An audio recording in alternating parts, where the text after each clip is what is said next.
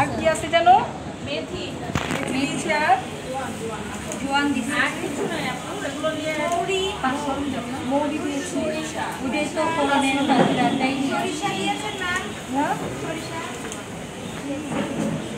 কালো জিরা হ্যাঁ দিয়েছি।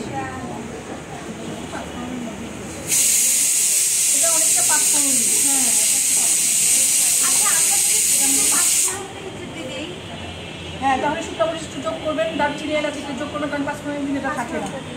হ্যাঁ এটা কিন্তু থাকে না, এক্সট্রা আমার গোলমরিচ থাকে না, শুকনো মরিচ থাকে, হ্যাঁ লবঙ্গ থাকে না। সো আপনি এটা যোগ করে নেবেন। এটা নামাই দিলাম।